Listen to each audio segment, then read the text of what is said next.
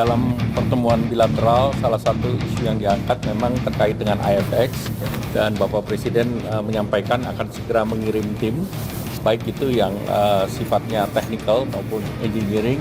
Oke, dua kabar mantap. Yang pertama datang dari keberlanjutan jet tempur KF-21 kita, bos. Seperti yang kalian tahu, kemarin Presiden kita telah bertemu dengan Presiden Korea Selatan dan KF-21 pun ikut dibahas.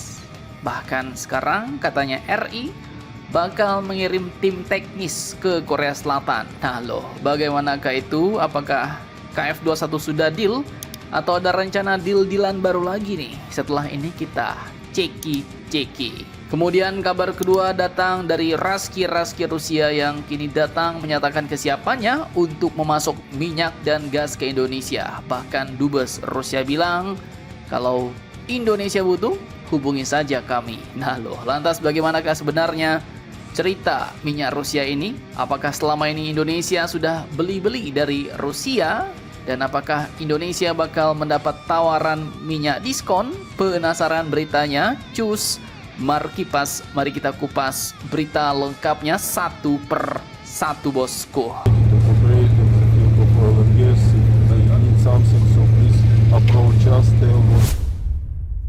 Oke, jadi seperti yang kalian tahu, pada 1 April 2026 kemarin di jantung kekuasaan Korea Selatan, tepatnya di Blue House, terjadi pertemuan penting antara Pak Prabowo dan Lee Jae-myung, Presiden Korea Selatan, bos. Nah, memang sebelumnya sempat beredar rumor yang cukup mancos, katanya Indonesia bakal langsung teken kontrak pembelian 16 unit KF-21, katanya. Tapi kenyataannya ternyata belum ada pula penandatanganan kontrak final, bos.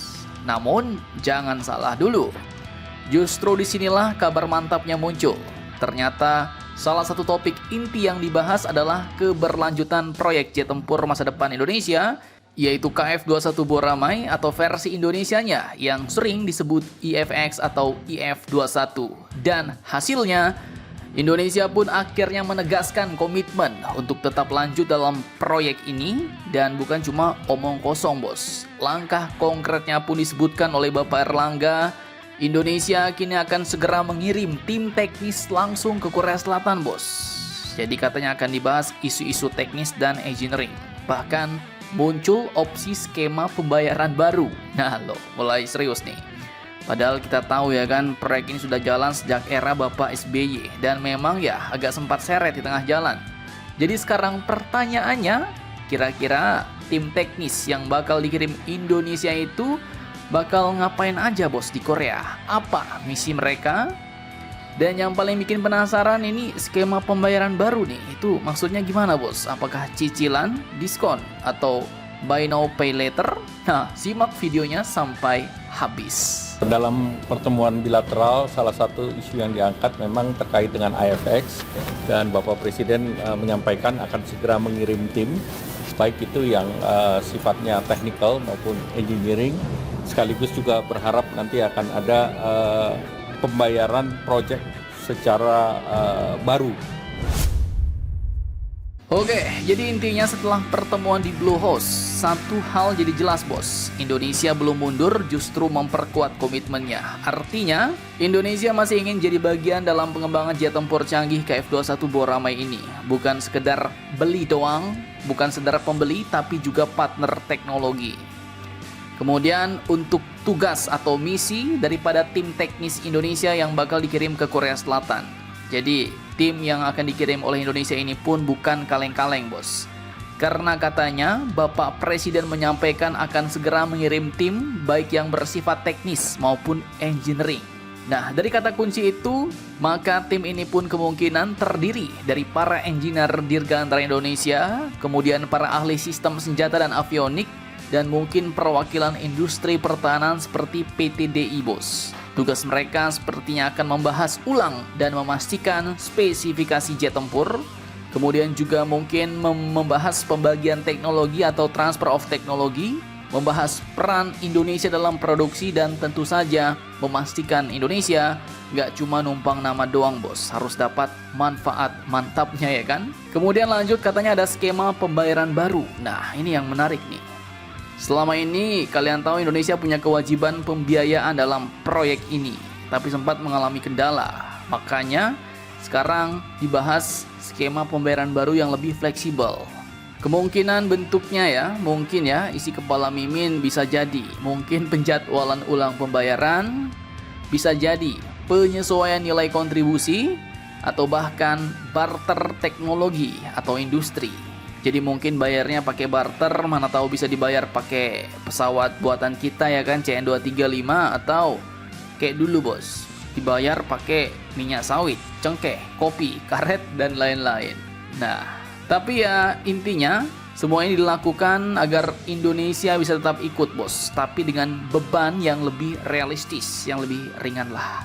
Dan targetnya setelah tim dikirim, dengan dikirimnya tim ini targetnya jelas bos, yaitu agar dapat menyelesaikan masalah teknis yang selama ini menghambat, menyepakati ulang detail kerjasama, dan membuka jalan menuju kontrak final selanjutnya. Jadi dipoles lagi biar dealnya lebih gacor, mantap, dan menguntungkan bagi Indonesia. Jadi kesimpulannya apa?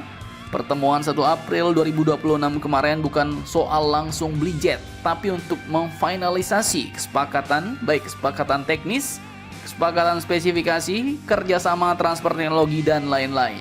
Jadi santai dulu bos. Kadang dalam dunia militer yang paling berbahaya itu bukan jet tempurnya, tapi negosiasi di balik layarnya. Salah-salah bisa rugi bandar ya kan? Nah loh.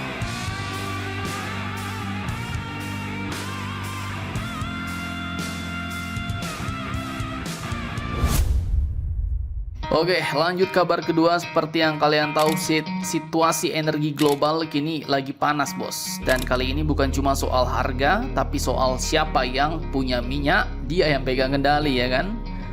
Jadi kemarin pada akhir Maret 2026 di Pelabuhan Tanjung Priok, Jakarta, Dubes Rusia untuk Indonesia yaitu Mr. Sergei Telchnov telah melempar sinyal keras tapi halus bos. Katanya Rusia siap memasok minyak dan gas ke Indonesia kalau Indonesia mau. Jadi kalau butuh hubungi kami katanya. Jadi ibarat kata Rusia bilang gini bos, stok ada nih bos, mau ambil nggak kalian?